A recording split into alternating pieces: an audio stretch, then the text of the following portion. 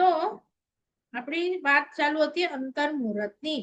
તો અહીંયા લખે છે કે જો જીવ કોઈ પણ અંતર મુહૂર્ત માટે પણ સમ્યક્ત્વ પામે તો પાપથી કદાચ એમના જીવનમાં પાપ આવે અને સમ્યક્ત્વ જાય તો પણ અને અનંતો કાળ રખડે તો પણ પુનઃ આ જીવ સમ્યક્ત્વ પામશે, ચારિત્ર લઈ અને મોક્ષ થશે, જશે અને જશે. એક અર્ધ પૂતગલ થી વધારે એનો આત્મા આ ચાર ગતિમાં ન રખડી શકે એમ. એટલે પ્રભુ પણ પછી જુઓ પાછળથી 25મા ભાવમાં 27મા ભાવમાં સારું પામ્યા, પછી થોડો કાળ રખડ્યા તો એમ કે છે કે એ અર્ધ પૂતગલ પરાવર્તથી ઓછો જ કાળ હોય. હવે આ કોને ન સમજાયું એ પૂછી અહીંયા લખે છે જો પહેલી વખત સમ્યક્ત્વ થાય ને તો ત્યાં આપણી રાગ અને દ્વેષની જે ગ્રંથિ છે એને ભેદવી પડે. ભેદવી એટલે એમાં કાણું પડવું જોઈએ. હવે સમજો એક કપડું છે, એમાં મેં એક કાણું નાખી દીધું, પછી હું હટી ગઈ ત્યાંથી. હવે એ કાણાને છોડી દઈએ ને તો ધીરે ધીરે ભલે 2-5 વર્ષ એને ટચ પણ ન કરીએ, કાણું પડેલું જ છે, એ મોટું થશે થશે થશે થશે ને એક વખત કપડું ફાટી જશે. તો એવી રીતે રાગ અને દ્વેષની ગ્રંથિને આપણે કોઈ દિવસ ભેદી નથી, કાણું કર્યું નથી. માટે અનંતકાળથી આપણી સાથે છે, અનાદિકાળથી છે અને અનંત રહેશે જો ભેદીશું નહીં તો. પણ સમ્યક્ત્વ શું કરે છે? રાગ દ્વેષની ગ્રંથિને ભેદી દે છે. હવે ભેદે છે એટલા માટે શું થાય છે કે એ રાગ અને દ્વેષની ભેદેલી જે ગ્રંથિ છે, કાણાવાળી છે ગ્રંથિ, એ ભવિષ્યમાં આખી ફાટશે અને મુક્ત કરાવી દેશે જીવને આ શરીરથી. તો સમ્યક્ત્વ ગયું અને બીજી વખત આવ્યું તો એ બીજી વખતમાં રાગ દ્વેષની ગ્રંથિ પહેલેથી ભેદાયેલી છે, તો એ જીવને રાગ દ્વેષની ગ્રંથિને ભેદવાની જરૂર નથી. માત્ર એમની ઉપર આવરણ આવી ગયું છે, આવરણને હટાવવાની જરૂર છે. સમજાયું? એટલે એક ભવ ચક્રમાં જો હમણાં મારું સમ્યક્ત્વ જાય તો હું બીજી વખત પામી શકું. પણ કયું સમ્યક્ત્વ? તો સમ્યક્ત્વ વખતે મેં તમને ઘણા બધા નામ આપેલા. તો એમાં એક છે ઉપસમ સમ્યક્ત્વ, દાબીને જે મળે આપણને સમ્યક્ત્વ, એ સમ્યક્ત્વની વાત કરી રહી છું કે એક ભવમાં 2 વાર મળી શકે, ત્રીજી વખત ન મળે.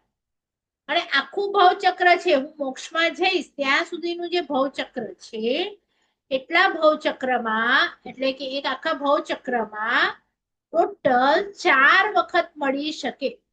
5મી વખત મળે તો આપણો મોક્ષ થઈ જ જાય. પણ ઉપશમ સમ્યક્ત્વ 4 વખત મળે. ક્ષાયોપશમ સમ્યક્ત્વ હજારો વખત મળી શકે.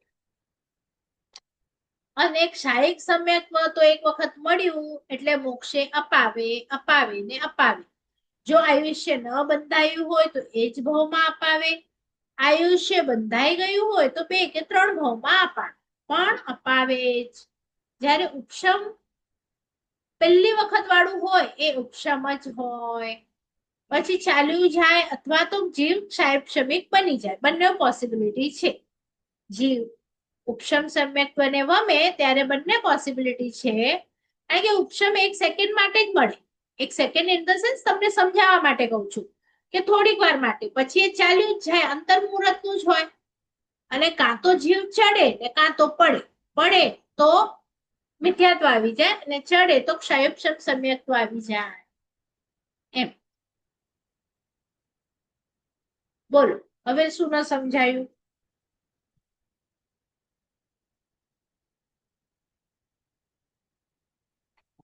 હવે પછી હું પૂતગલ પરાવર્ત લઉં. પેલા આ સમજાયું?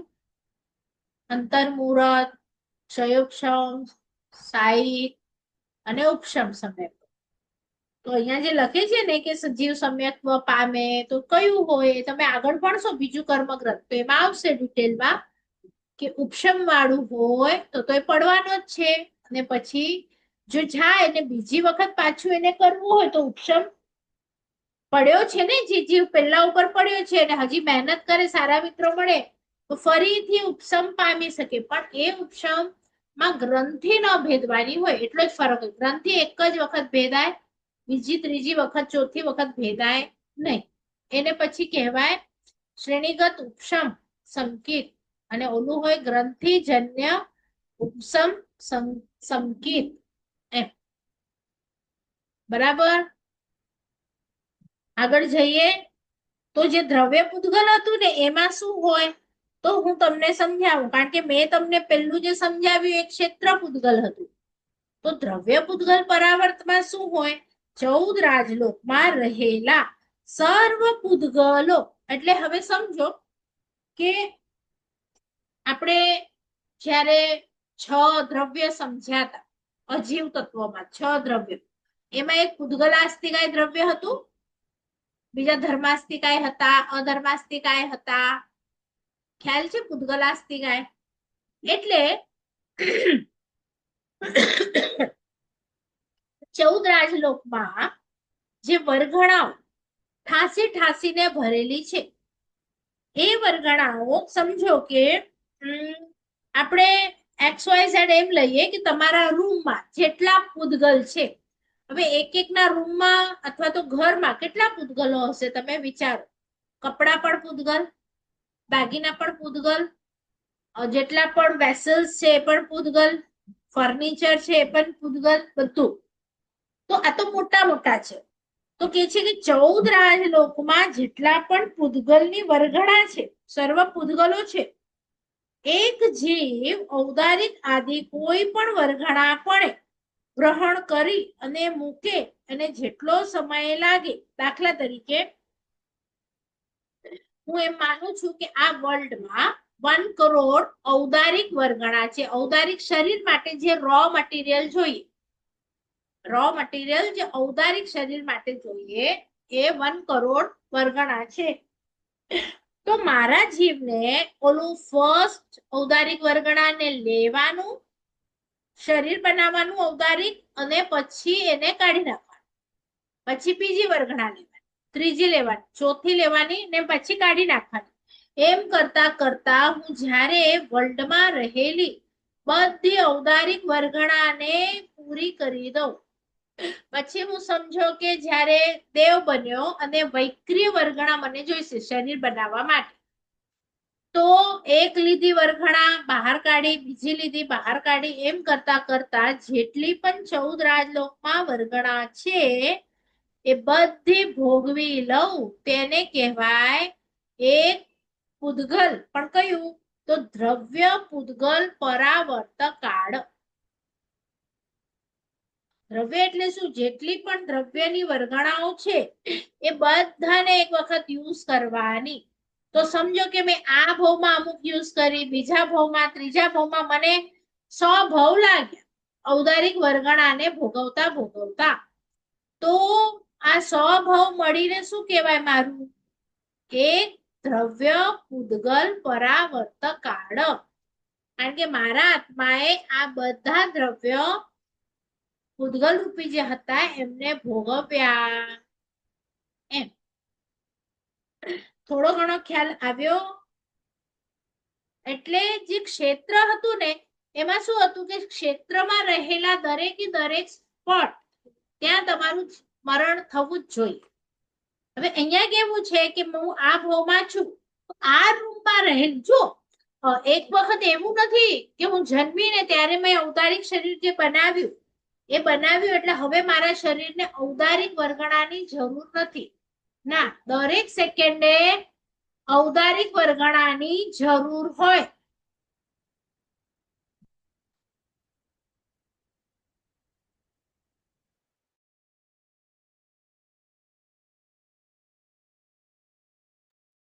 ઔદારિક વર્ગણાની જરૂર હોય કેવી રીતે ખબર પડે? દાખલા તરીકે હું નાની હતી ત્યારથી મોટી થઈ, તો કેવી રીતે મોટી થઈ? અમારું શરીર મોટું કેવી રીતે થયું? તો આત્મા આ રૂમમાંથી ઔદારિક વર્ગણા લે છે, અને આપણે જે બુઢા થઈએ છીએ તો કેવી રીતે લે છે? તો કે હવે સારી વર્ગણાઓ બહાર નીકળે છે અને જે ખરાબ વર્ગણાઓ છે આપણી અંદર આવે છે. આપણે નાનાથી જ્યારે મોટા થતા હતા ત્યારે આપણે સારી વર્ગણાઓ લેતા હતા, એટલે આપણે યંગ યંગ યંગ થતા જતા, હવે આપણે વૃદ્ધ વૃદ્ધ વૃદ્ધ થઈએ છીએ.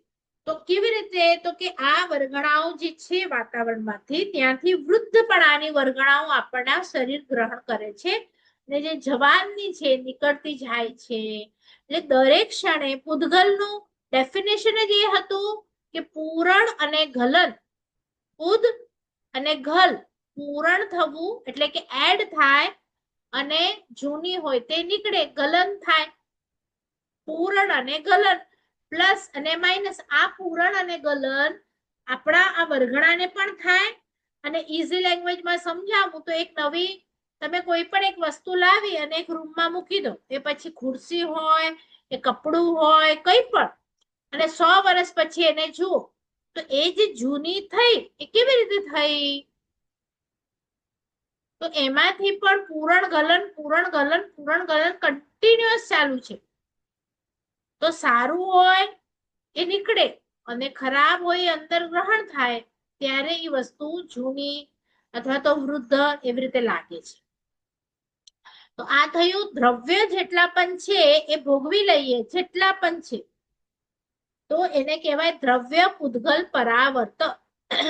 એટલા માટે તો કહે છે કે તમે જેના પણ શરીર પર મોહ થાય છે, અથવા તો તમને તમારા શરીર ઉપર જ મોહ થાય છે, તો આ જ્યારે તમારો આત્મા અહીંયા આવ્યો અને વાતાવરણમાંથી જે ઔદારિકની પૂદગલ વર્ગણા લે છે બનાવવા માટે, તો આ ઔદારિક વર્ગણા આવી ક્યાંથી વાતાવરણમાં?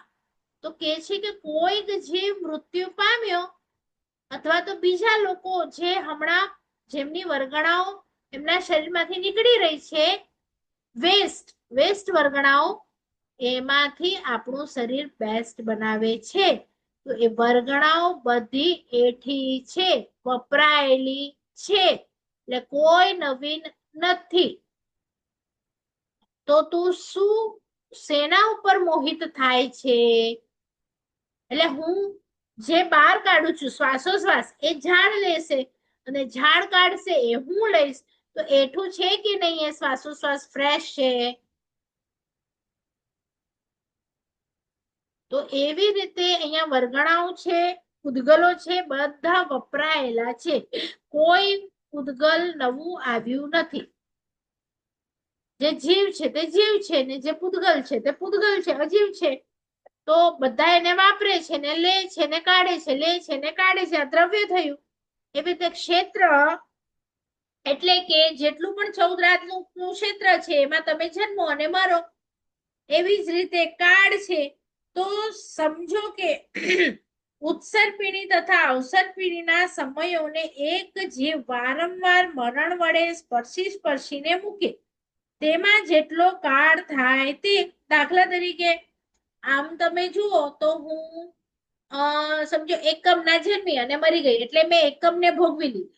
પછી હું બીજમાં જન્મું, ભોગવું, પછી હું ત્રીજમાં જન્મું અને મરું, ચોથમાં, એવી રીતે કરી કરીને મને એક આખો અવસર્પિણીનો જેટલો સમય છે, સમજો કે 12 ને 1 માં પણ હું મારો જન્મ થયો હોવો જોઈએ, 12 ને 2 ના પણ થયો હોવો જોઈએ, 3 માં પણ થયો હોવો જોઈએ, 4 માં, એમ સમય બધા સમયને મારો જીવ જ્યારે ભોગવી લે, જન્મી મરીને, હા, જીવીને નહીં, જીવીને નહીં, મરણ થાય એ જ સમય ઉપર કે જન્મ થાય, એવી રીતે તમે પકડો તો એને કહેવાય કાળ પૂદગળ પરાવર્ત. હવે તમે વિચારો કેટલો મોટો કાળ આપણા આત્માએ એ સમય પર મરણ કરવાનું, અને એટલા મરણ બધા કમ્પ્લીટ થાય ને એ આખામાં એને કહેવાય એક પૂદગલ કાળ, કાળ પૂદગલ પરાવર્ત.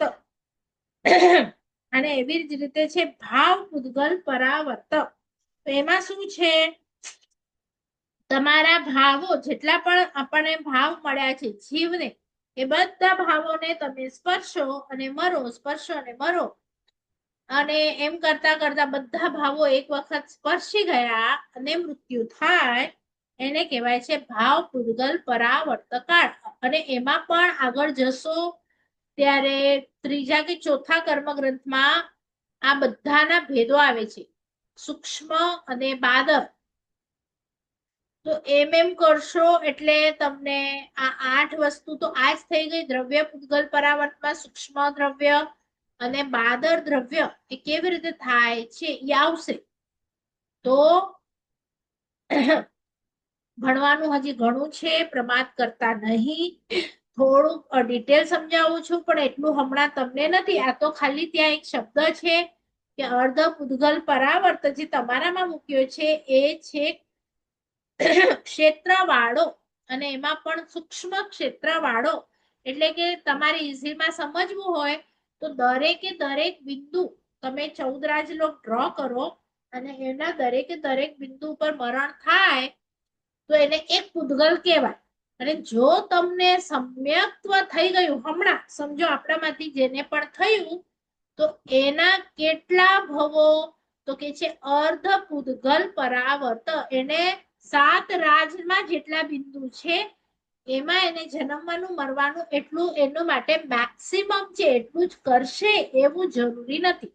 પણ જો એના ગોશાળાની જેમ ભાવ વધે તો કે આ 7 રોજમાં જેટલા બિંદુ છે એ દરેક બિંદુ ઉપર મરણ પામે તો એટલા જ ઓછા ભવો છે એમ શાસ્ત્રમાં લખેલું છે.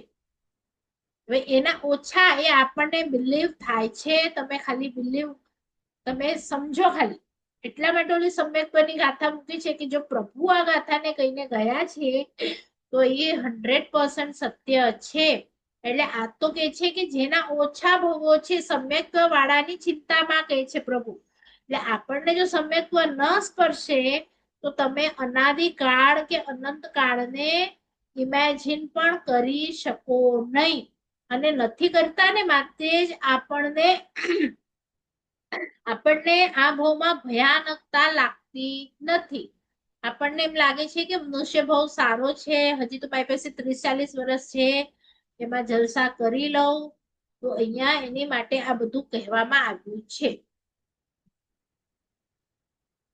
ખ્યાલ આવી છે? ઓલો કાળ 14 રાજલોકના બિંદુ અને એક રાજમાં કેટલા તો કે 6 મહિના તો ખાલી બોલને નીચે આવતા લાગે. 6 મહિના એટલું એક રાજ, એ તો ઊભું. અને આડું તો કેટલું? આડું 7 રાજ, ઊભું 7 રાજ. તમે ખાલી ઇમેજિન તો કરો ટપ્પા કેટલા થાય.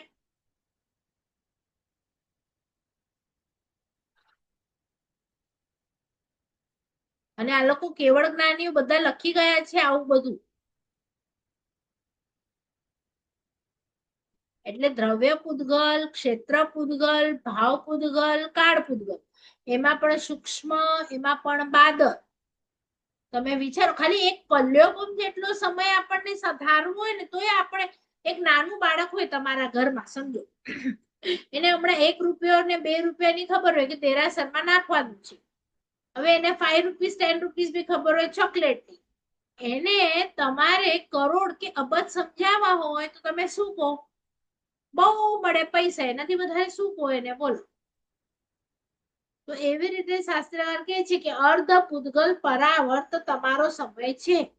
અને એમાં ડરતા નહીં, કારણ કે એટલા પણ ભાવ તમે ઓછા તો કર્યા, જે અનંતો કાળ છે એની સામે તો ઓછા કર્યા, એટલે તમે પ્રોફિટમાં છો એમ. પણ આ તો તમે ભણો તો તમને ખબર પડે કે સમ્યક્ત્વ લેવા જેવું છે. સમ્યક્ત્વ પછી તમને શું બેનિફિટ છે? તો બીજા જેટલા મૃત્યુ હતા કે બીજી જેટલી પીડા હતી જન્મની એ બધી તમારી ઓછી થઈ ગઈ. નહીં તો એ બધી તો છે જ. એવા અભવ્યો છે કે એમને લાઈફ ટાઈમ આ ભોગવવાનું છે. એમાં તમે કે હું કઈ ના કરી શકીએ.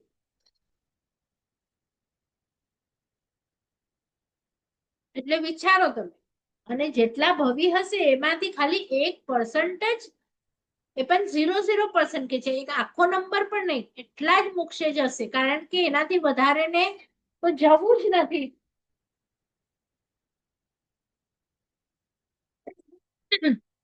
ખ્યાલ આવ્યું? એટલે તમે ભણો છો, નિંદર બગાડો છો એવું માનતા જ નહીં. તમે ભણી અને ભલે જેટલું થાય એટલું પણ સમજણ ખાલી કરેક્ટ રાખવાની. અને આ જે સમ્યક્ત્વ છે કે નહીં, મારા પ્રભુએ જે કહ્યું, મારા ગુરુએ કે મારા ધર્મમાં, તો હું સમજણ પૂર્વક એને સમજીશ. હું મળે છે તા કર્મ લઘેતા, પણ ક્યાં કર્મ લઘેતા? કે કર્મ છે નામ ખપે અને જે ઉત્તર પ્રકૃતિ એટલે કે અંતરાયના પણ 5 દીકરા છે તો એમાંથી કયો અંતરાય કર્મ મને નડે છે એટલે હું તમને રોજે મેસેજ મોકલાવું છું બધી ભાવનાના બધા બધાના તો ઈ બધા મેસેજો જેટલા તમારા ગ્રુપમાં આવ્યા છે તમારા ભણવાના રિલેટેડ છે એટલે વાંચજો લખજો એમાં મહેનત કરજો એમ નહીં કે મેં ઘણા મોકલાવ્યા છે શા માટે મોકલાવ્યા છે તમારા રિલેટેડ ના હશે એટલે જ મેં મોકલાવ્યા છે તમારી વાંચજો નોલેજ હમણાં જ હતું હજી કાલ પરમ દિવસે મેં લખ્યું પણ હતું સાઈડમાં કે આને વાંચજો તો એ તમારા ભણવાના રિલેટેડ નું શબ્દ હતું આવા મેસેજો તો ક્યાં પણ તમને મળે પણ તમે ભણેલા ન હો તો તમે એ શબ્દને સમજી જ ન શકો તો બધું તમને કલ્પસૂત્રમાં પણ કામ લાગશે અને ઓલું પરિહાર વિશુદ્ધિ વાળું જેમ હતું મુનિ ભગવંતો એમ ઘણાનો પ્રશ્ન હતો એટલે હું કહું છું ઘણા મને પૂછે છે કે દર વખતે આપણે કલ્પસૂત્ર સાંભળીએ કંટાળો નથી આવતો બધાને ખબર છે શું આવશે 8 દિવસમાં તો અમને તો ખ્યાલ પણ છે તો બીજું કંઈક લો ને નવી શિબિર લો નવી વ્યાખ્યાન માળા લો તો પરિહાર વિશુદ્ધિ વાળા મુનિને યાદ કરવાનું કે આજે લખનાર છે તે હરિભદ્ર સુની જે કલ્પસૂત્રના તો એ 14 પૂર્વધારી છે એમને ખબર છે શું કરવાનું અને એમણે જો કીધું છે ગુરુ સાધુ ભગવંતોને કે તમારે 21 વખત શ્રવણ કરવાનું છે તો એનો અર્થ એ જ છે કે જે જૂનું છે એ સાંભળીને પણ અહો અહો થવું જોઈએ નહીં કે કંટાળો આવવો જોઈએ તો જ તમે સમ્યક છો એનું આ લક્ષણ છે દાખલા તરીકે જે નોટો ગણે છે મને કોને કે આજે 1 મહિનો થઈ ગયો નોટ ગણું છું ને જન્મ્યો છું ત્યારથી જોઉં છું બાપા ગણે છે હું 70 વર્ષથી ગણું છું આજે મને બહુ કંટાળો આવ્યો કે કાલથી તું નોટો ઘરમાં લાવતો નહીં એવું કોઈને સાંભળ્યું હા કે કેડબરી મને ખાતા કંટાળો આવી ગયો નાના બચ્ચા માટે કહું છું અથવા તો મોટા માટે કે બસ હવે હીરા લાવતા નહીં કંટાળી ગઈ કે વોટેવર જે તમારું હોય ફેવરેટ તો એમાં નથી આવતું તો આમાં કેમ આવે એના એ જ મોઢા 4 આપણે ઘરમાં જોઈએ તો એ કહીએ કે હવે દીકરાને બહાર મૂકી આવો તો મોઢું જોઈને કંટાળી ગઈ તો અહીંયા કેમ આવે બોલો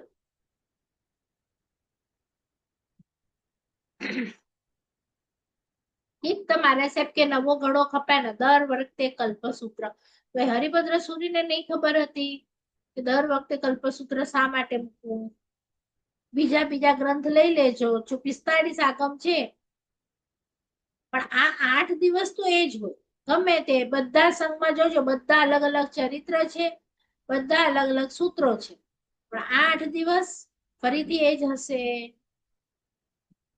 તો એ તમને એવા ભાવથી સાંભળજો કે અમારા બધા જો આખે આખું 9 તત્વ એમાં આવશે આખે આખા 20 સ્થાનકના નામ એમાં આવશે આખે આખું જીવ વિચાર કલ્પસૂત્રમાં આવશે જો બધું એક્સપિરિયન્સ કરવું હોય ને તો એક વખત કલ્પસૂત્ર વાંચવા મારી સાથે આવજો જો તમે ફ્રી હો ને 8 દિવસ હું જેને જેને આવવું હોય ને તો લઈ જાઓ ને દરેકે દરેક અથવા તમારી પાસે વસાવાનું ને એક વખત સામાયિક લઈ પ્રોપર અને વાંચવા તો ખબર પડે કે આ બધી વસ્તુઓ પ્રકરણ એમાંથી જ લેવામાં આવ્યા છે પણ જો તમે ભણેલા હો ને તો એમાં હવે તમને અવસર પીણી કાર્ડ આવશે પહેલા દિવસે ઉત્સર પીણી કાર્ડ આવશે 6 આરા આવશે પહેલા આરાનું નામ આવશે તો એ બધું તમને સમજાશે કારણ કે સુષમ સુષમ સુષમ દુષમ એ તમને ખબર છે પણ જે લોકોને નથી ખબર હું હમણાં જ ગઈ હતી હજી એક સંઘમાં ત્યાં મહાવિદ્ય માટે બધું પૂછતા હતા મારે સાહેબ કે કયા ભગવાન છે તો કોઈ કે કીધું વૃષભાનંદ ચંદ્રાનંદ વર્તમાન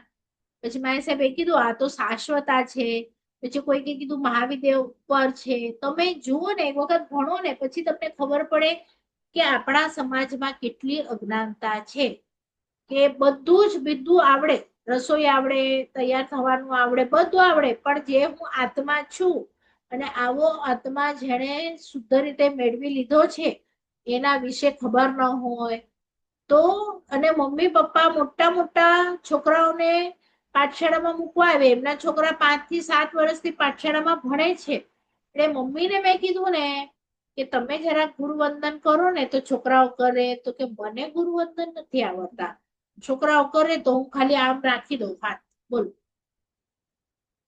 એટલે તમને રસોઈમાં બધા શાક આવડવા જોઈએ, પણ સૂત્રોમાં તો ખાલી કાંઈ ના આવડે, માથું નમાવાનું અને તોય પછી લખે પત્રિકામાં શું લખે, દેવલોક ગમન, અરિહંત શરણ પામેલ છે, અરિહંત બધાને શરણ આપવા તૈયાર છે. આપણે એવું શું કર્યું, આપણે ઝાડ નીચે ગયા નહીં તો કેવી રીતે શરણું મળે? ઝાડ નીચે જવું જ ન હોય, આખી જિંદગી ધર્મનો નામે એક વસ્તુ ન કરવી હોય, ખાલી સાંભળીને આવી જવાનું વ્યાખ્યાન, એમાં પણ શું કીધું લખવાની તસ્દી તો લેવાની જ નહીં, કોઈ વડીલ નહીં લખે ત્યાં. અને કોઈ વસ્તુ ને એ જ વડીલોને પૂછો કે દુકાનો 10 હોય તો એના કાગળિયા રાખે કે કાગળિયા ન રાખે, સહી કરે કે ન કરે, એગ્રીમેન્ટ કરે કે ન કરે, હા એ બધું એમ જ ચલાવી લે ઓઠે ઓઠે. તો ખાલી સાંભળવાથી કઈ નહીં થાય, ખાલી ગાથાઓ આવડી જશે તો એ કઈ નહીં થાય. આમાં તો જેવા ભાવો કયા, દરેક અનુષ્ઠાનમાં એવા ભાવો કરવા પડે, એટલે એવા ભાવો કરજો. તમને કોઈ પર્યુષણ રિલેટેડ ક્વેશ્ચન હોય તો પૂછો. તમારે એક્ઝામ આપવી હોય નવતત્વની તો કેજો, હું પેપર આપીશ, થોડું ભણી લો, જ્યારે લેવી હોય ત્યારે કેજો, નહીં તો આજે આપણો છેલ્લો વર્ગ છે. નવતત્વમાં કોઈને કઈ પૂછવું છે? નવતત્વના નામ, એના ભેદ, આખું સ્ટાર્ટિંગ થી છે કે જો જીવ છે, અજીવ નામનું એક તત્વ છે, તમે જેની પાછળ દોડો છો પૂતગલાસ્તિકા, એ અજીવમાં આવે છે, એ તમે નથી, એનો મોહ છોડો, એનો મોહ કરશો તો આવી રીતે પુણ્ય છે, સારું કામ કરો પુણ્ય તત્વ, ખરાબ કરો તત્વ, બરાબર. તો આવી રીતે તો બધું આપેલું જ છે. આશરો કન્ટિન્યુઅસ થઈ રહ્યો છે, એને અટકાવવા સંવરના ભેદો તમને બતાડી દીધા, નિર્જરા કરો, જે જૂના આવી ગયા છે તત્વો એમાં નિર્જરા કરો, તો પછી છેલ્લે મોક્ષ તત્વ મળશે. બાકી તમે આશ્રવ જ થયા છે, તમને મજા આવે છે આશ્રમમાં, સંવારનો એકે ઉપાય નથી કરતા, નિર્જરાનો એકે નથી કરતા, તો મોક્ષ તત્વ કેવી રીતે નિકટ આવે? એનું તત્વ ચિંતન કરવાનું છે. નવે નવ તત્વ પ્રભુએ જે કયા છે, જેવી રીતે કયા છે, જે ભાવથી સ્વીકારવાના એવી રીતે સ્વીકારો તો પછી મોક્ષ નજીક આવી જાય. ને મોક્ષમાં તમે આમ જુઓ તો શું શું તમને સમજાવવા માંગે છે કે એક સેકન્ડમાં પણ મોક્ષ થઈ જાય છે. ઉતારાને પણ એક સેકન્ડમાં સમ્યક્ત્વ પણ થઈ જાય, તો ઉપર પણ ચડી શકે અને તરત મોક્ષમાં પણ જઈ શકે. પછી તમને બતાડ્યું કે એક સાથે 100 કેટલા જીવો મોક્ષમાં જાય, તો 32 જણાનું ગ્રુપ હોય તો આટલા ગયા ને પછી હજી વધારે હોય તો એક એક સમયનું ઇન્ટરવલ આવતું જાય. એ પછી હજી થોડુંક ડિટેલમાં છે, કોણ કોણ મોક્ષે ગયા, અજૈન પણ જઈ શકે, પુરુષ પણ જઈ શકે, સ્ત્રી પણ જઈ શકે, હા ઓછા વધુ પ્રમાણ હોઈ શકે પણ જઈ તો શકે. સિલસિલાનું સ્વરૂપ બતાડ્યું કે 45 લાખ યોજન કેમ મોટી છે, વચ્ચે જાડી છે, સાઈડમાં એકદમ પતલી છે, માખીના પાંખ જેટલી છે, સ્ફટિક થી બનેલી, સ્ફટિક જેવા આપણે કહીએ ને પૂતગલો, પૃથ્વી કાયના હીરા મોતી માણેક કેવી રીતે આમ બધા મેટલ છે પૃથ્વી કાય, એવી રીતે સુંદર રત્નોની સ્ફટિક છે, જે બેસ્ટમાં બેસ્ટ એની આખી બનેલી છે, પણ એને અડીને નથી સિદ્ધ જેવું, વગેરે વગેરે મોક્ષનું સ્વરૂપ બતાડ્યું તમને કે 14 રાજલોકમાં સૌથી ઉપર છે. તો તમને હવે જયારે ધ્યાન ધરવાનું કઈ 14 રાજલોકનું, તો તમે ધરી શકો. સંવર કરવું હોય, હા ચલો મેં આપ્યું હતું ને ક્વેશ્ચન કે સામાયિક કરો તો કયા તત્વમાં આવે, પૂજા કરો તો કયામાં આવે, પ્રતિક્રમણ કરો તો કયા, કોણ કહેશે કયા કયા તત્વમાં આવે? પ્રતિક્રમણ બી નિર્જરા તત્વમાં આવે, પૂજા પુણ્ય તત્વમાં, સામાયિક અને સામાયિક સંવત. હા, એટલે સામાયિક કરો છો ત્યારે કર્મ હમણાં નથી બંધાતા, બરાબર, અને પુણ્ય કરો છો ત્યારે તો નવું કર્મ બંધ થઈ જ રહ્યું છે પણ સારું થઈ રહ્યું છે, અને પ્રતિક્રમણ કરો છો તો જે આગળના બંધાયેલા છે એ તૂટી રહ્યા છે. તો એ ભાવ ત્રણેયમાં અલગ અલગ થશે કે હું હમણાં શું કરી રહ્યો છું, બરાબર. તો એવી રીતે તો ઘણા સવાલો છે તત્વના રિલેટેડ, પણ થોડુંક તમે પેલા વાંચો, સમજો, મનન ચિંતન કરો, પછી જોઈ હશે તો પેપર ગ્રુપ પર નાખી દઈશ. બરાબર. જે આજ્ઞા વિરુદ્ધ કંઈ પણ બોલાયું હોય તો ક્ષામ સર્વમંગલ માંગલ્યમ સર્વકલ્યાણ કારણમ પ્રધાનામ સર્વધર્માણમ જૈનમ જયતિ શાસનમ. બધા શાતામાં રહેજો. ચલો, કોઈને કઈ પૂછવું છે? આપણી પાસે 5 મિનિટ મેં રાખી છે. બોલો. ગાથા બેન પૂછવું પહેલી તો જેમ નથી કરી પણ તેમ ધીરે ધીરે આગળ આગળ જેને પણ ફાવે તો નવ તત્વના નામ છે, કે ક્યારેક તમને સોમવારના 57 ભેદ કરવા છે તો એની ગાથા છે. તો તમારે ત્યાં જે પણ મુનિ ભગવંતો હોય એમની પાસે લેવાની અને એમને આપવાની. બરાબર. તો તમને કદાચ લાઈફ ટાઈમ તમે નહીં ભૂલી શકો. જેમ અશોક વૃક્ષ લાઈનમાં બોલો તો 8 પ્રાતિહાર્ય લાઈનમાં થઈ જાય તમારે. આવી જાય. હમ. બોલો, શું કહેતા હતા ને કોઈ બેન બોલ. પર્યુષણ પર્વની આરાધના કરતા પહેલા કઈ પણ અમારાથી મિસ્ટેક થયું તે બદલ મિચ્છામી દુક્કડમ. અને મિચ્છામી અ, દુક્કડમ. અને બેન હવે આગળનો અભ્યાસ પણ અમે તમારી પાસે કરવાની ઈચ્છા ધરાવીએ છીએ, એટલે આપણું તમે ના તો નહીં જ પાડતા પ્લીઝ. અને બેન એની પહેલા એટલે છે ને પછી આગળ રાખી એકવાર આપીશ. હા, બોલો. એકવાર હા રિવિઝન કરી લઈએ અમે 9 તત્વનું, હા. હા અને એકવાર આખું પછી રિવિઝન ક્લાસ. આપણે જણાવશું કે અમે રેડી છીએ, ઓકે. તો તમે જ લેજો. જીવ વિચારનું પણ તો બાકી છે. જીવ વિચાર પણ એનું પણ મારી પાસે પેપર છે. મેં તમને આપ્યું કે નથી મને યાદ નથી. નથી આપ્યું ને? નથી હા. આપ્યું. પણ જો આવી રીતે પેપર માટે ને લંબાશો ને તો તમારો પંથ બહુ મોટો છે. આ બધું 32 ધોરણ તો આ એજમાં થઈ જવા જોઈએ. હવે તમે ક્યારે કરશો પછી? એટલે ફાસ્ટ રાખો સ્પીડ, આટલી સ્લો નહીં રાખો. બધા લોકો રિવિઝન માટે લે છે ને. રિવિઝન એટલે શું છે? 20 સ્થાનક તમે ઘંટાની પૂજા કરતા હશો ને તો એ 20 સ્થાનકમાં 2 હોય. એક હોય અભિનવ જ્ઞાન અને બીજું જ્ઞાન પદ. તો અભિનવ જ્ઞાનમાં તો તમે નવું શીખ્યા, એટલે 1 કલાકનું જે 48 મિનિટનું સામાયિક લેવાનું ને એમાં 24 મિનિટ નવું શીખવાનું એટલે હમણાંનું, અને 24 મિનિટ એમાં આપવાની જૂના માટે કે જૂનાનું રિવિઝન. એટલે એક સામાયિકમાં બંને થવું જોઈએ, અડધો કલાક ઓલું ને અડધો કલાક ઓલું, એમ. તો આગળ પહોંચાય. કારણ કે શીખવાનું જેટલું તમે વિશેષ શીખશો ને એટલું તમને આમાં વિશેષ ભાવ આવે. ભાવથી જ કર્મ તૂટશે, બાકી એ ભાવ ભણ્યા વગર નહીં આવે. તો ફટાફટ કરશો. હજી 2 પ્રકરણ. દંડક એટલું ફાઇન છે, લઘુ સંગ્રહણી ફાઇન છે, એ તો બેઝ છે 4. પછી કર્મગ્રંથ ને બહુ વાર લાગે છે એ પણ. પછી આગળ તો છે જ. જ્ઞાનસાર ભણવા જેવું છે, તત્વાર્થાધિગમ ભણવા જેવું છે. જ્યાં જ્યાં જે તમને મળે ક્લાસ લગાડી જ દેવાના. જવાનું હોય તો જવાનું, ઓનલાઈન હોય તો ઓનલાઈન.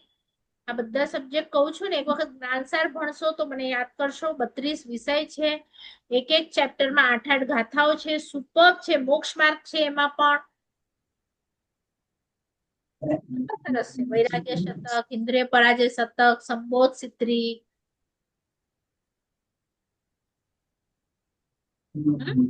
એટલે બહુ ટાઈમ લગાડો છો ને એટલું નહીં લગાડો. થોડીક ઝડપ રાખો. અને તમારું તો એક જ છે. છોકરાઓ સ્કૂલમાં કેમ એક સાથે 8 કરી આવે છે સબ્જેક્ટ, એમ અહીંયા પણ તમારે 1-1:30 વાગે બધું પતાવી લેવાનું. 1:30 થી 5 સુધીમાં 3 કે 4 સબ્જેક્ટ તો અલગ અલગ થઈ જ જાય તમારા. એટલે સંસાર પોતે ઘટશે. નહીં તો વધારે સમય આપશો તો એ આંકડો ક્લાસ પૂરો થયો તો એ લગે બાપરે આજે ક્લાસ હતું, બીજું બધું કામ તો મેં કર્યું જ નથી. પણ 1 વાગે ને 5 વાગે, 1 થી 5 જેટલો સમય મને આમાં જોઈએ છે તમારે. 1 થી 5 એટલું થોડું થોડું હવે વાઇન્ડ અપ કરતા જાઓ. ચલો બીજા બેન કોઈને. તમે 7-7 કલાક ભણતા હતા તો તમને ત્યારે બગાસા કે ઊંઘ કે 4 એવું વાગે, નતું? 4 ના જોયું છે મને. 4 વાગ્યાથી પણ ના આવે. પ્રભુ દેવગુરુ કૃપા હોય અને જે ગમતું હોય ને એમાં મજા જ આવવાની. એટલે સમય ના મળે તો 4 વાગ્યાથી 7 તો તમારો જ સમય હોય. 4 થી 7 3 કલાક એવું રાતે કાઢવાનું, બપોર ના કાઢવાનું, જ્યાં કાઢી શકો. કારણ કે જૂનું પછી રિવિઝન ઘણું બધું વધી જાય ને, એને પણ મૂકવાનું ન હોય. ચલો, મારું મસ્જિદ બંદર છે. કોઈ તમારા રિલેટિવ્સ ને આવવું હોય, નજીક હોય તો એમને કેજો આવે ત્યાં. અનંતનાથ દેરાસરમાં દસાના સંઘમાં છે. શું સમય છે બેન એનું ત્યાં મસ્જિદ બંદર? 9 થી 11. સવારના 9 થી 11 દિવસ રોજ જ. પર્યુષણમાં 8 દિવસ આરાધના, અચ્છા, પર્યુષણમાં કલ્પસૂત્ર. આરાધના માટે કલ્પસૂત્ર. કોઈને તત્વથી સાંભળવું હોય તો આવજો, બધાને એ લોકોએ વેલકમ કર્યા છે. ચલો, શાતામાં રહેજો ઈચ્છામી બધા. દુકડમ બેન. કોઈ મોટી મોટી તપસ્યા વાળા છો આમાંથી? નહીં તો પછી ગ્રુપમાં નાચો. કોઈને મોટી તપસ્યા હોય, નાની તપસ્યા હોય તો મારાથી પણ ઘણું બોલાઈ ગયું છે, તો બધાને ઈચ્છામી દુકડમ સ્ટ્રિક્ટ થવું ઈચ્છામી પડશે. દુકડમ બેન.